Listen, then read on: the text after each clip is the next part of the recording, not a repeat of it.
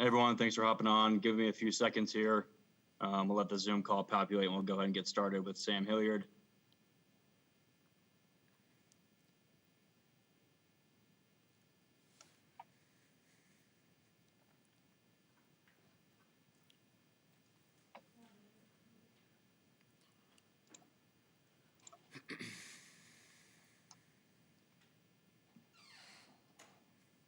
Sorry, Sam, 1 second here. Let this thing keep filling out. It's all good.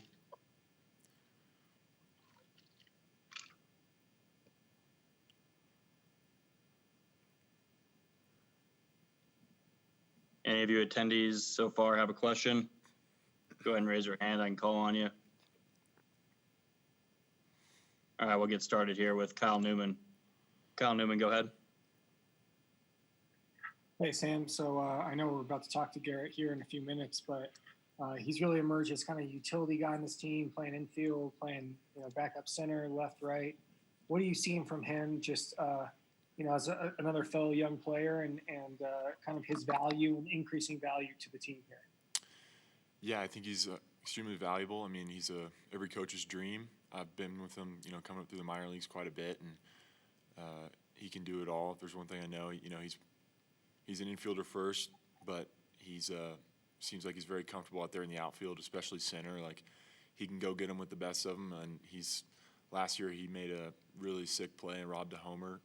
So, I mean, like, he looks good out there, and, I got all the confidence in the world that he's going to make some big plays no matter where he's playing. Were there any moments in the minors throughout your guys' journey together to the big leagues that kind of opened your eyes? Because I know maybe some, when they initially see him, he's a little on the smaller side. Any moments, games that stand out to you from that? There's so many. Not really. I just remember really the first time I played with him was in Lancaster, and it's a little bit different from practice to games, just kind of turning that switch on in the game and just realizing how good he was defensively on the infield. That was before I even saw him in the outfield, but and he just has that great speed, and you don't truly see it until you get in the game, and it's like, holy cow, this guy's really fast. So he's one guy that I always try and compete with when it comes to stolen bases, but I've never actually kept up with him in that category. Thank you. Kevin Henry, go ahead. Hey, Sam, thanks for the time, man. Appreciate it. No problem. What lessons did you learn from last year that you carried over into this year? Well, I learned a lot of lessons throughout the whole year. Getting the opportunity to play in the big leagues last year and getting to play quite a bit. I just learned a lot of things about being in the big leagues, how to properly prepare, how to utilize film the right way, because in the minor leagues, it's not readily available the way it is in the big leagues. So just how to prepare for games, just kind of watching the veteran guys go about their business. You see what it's like, how professionals prepare for games and how they deal with everything. So it's just kind of like being a sponge to that type of stuff, and I look forward to doing a lot more of that. And did those lessons alter your mindset heading into spring training 1 and now spring training 2? Yeah, definitely. I think it helped me be more prepared and more confident. I think not only getting to play last year in the big leagues a little bit, but also having some success definitely increased my confidence, and just having that feeling in my off-season workouts and even during quarantine when I was working out, it just fueled my fire and pushed me, and I was really excited and, like I said, confident coming into this. So, yeah. Thanks, Sam. Appreciate it. Tracy Ringlesby. Yes. Hey, Sam, when you transfer to Wichita State, the attention on you is about being a big, strong pitcher, right? That's what everybody thought. Right. How hard was it for you to say, okay, I'm not going to be a pitcher, I'm going to have to learn how to hit? And how surprising or how satisfied is it for you to see how far you've come as a hitter in such a short period of time? Yeah, it was a hard pill to swallow at first for me.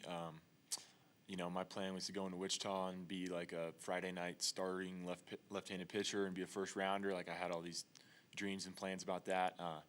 The tables turned, and I just had a lot more success hitting than I did pitching. And honestly, to the day up until I got drafted, really. I didn't know if I was going to be a pitcher or hitter. I can't be glad enough. Like, I'm so happy that it ended up going the way it went. I always knew that I had more fun hitting and being a position player because you get to impact the game in a lot more ways. You get to play every day and things like that. So I'm very pleased with the way it worked out, even though I was kind of it was a hard thing for me to deal with at first, but I'm very happy. So as a 15th round draft choice, and you had another year of eligibility left, a lot of guys might say, you know, if I've come this far in 1 year, I'm going to go back, and there's no telling where I could get drafted next year. But you decided to go ahead and sign. Right, yeah, and there was definitely some thought about maybe going back for my senior year. I loved my time at Wichita State, and I knew that we were going to have a good team the next year, and there was talks about Omaha and everything like that, but I just felt, talk with my family, and it was time for me to start my professional career because there's always a huge risk associated with going back to school and being a senior and not having as much leverage in the draft. So I felt really good about how I was feeling at the plate and the way that my skills had developed up to that point. So I decided it was the best thing for me to go ahead and start it up. And also the fact that I got drafted to the Rockies, it's such a great organization. I was pumped about that too. Thank you, sir. Thank you. All right, anyone else have any other questions for Sam?